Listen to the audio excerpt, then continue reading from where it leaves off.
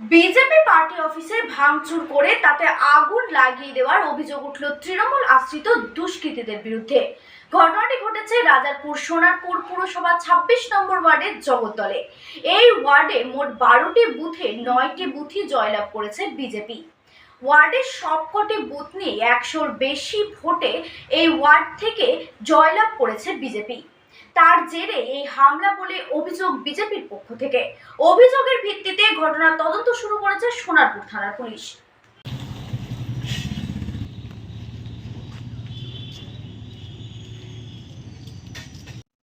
আমরা ভারতীয় জনতা পার্টি সোনারপুর দক্ষিণ বিধানসভার এই ২৬ নম্বর ওয়ার্ডের একটি পার্টি অফিস ছিল দীর্ঘদিনে।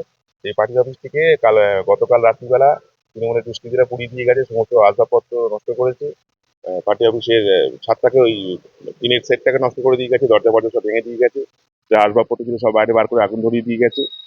আমরা এই ২৬ নম্বর ওয়ার্ডে এবারে ২০২৪ লোকসভা নির্বাচনের ১২টা বুথের মধ্যে ৯টা বুথেই জয়লাভ করাতে তাদেরই গাত্রদাহ এবং তাদেরই গায়ের জ্বালা।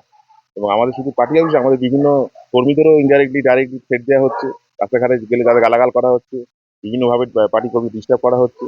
আমরা এর সুষ্ঠু সমাধান চাই এবং এলাকায় শান্তি চাই এবং যারা দোষী যারা তাদের উপযুক্ত শাস্তি আমরা চাই। তৃণমূলের দুষ্কৃতীরাই করেছে, তারা হেরে যাওয়ার ভয়ে তারা এই অত্যাচার চালাচ্ছে। হ্যাঁ, পুলিশ প্রশাসনকে আমরা জানিয়েছি, আমরা আমাদের লিগাল সেলের সঙ্গে কথা বলেছি, আমরা থানায় অভিযোগ দায়ের করেছি। আমার অরিজিৎ মুখার্জি, সোনারপুর দক্ষিণ ২ নম্বর মন্ডলের সভাপতি।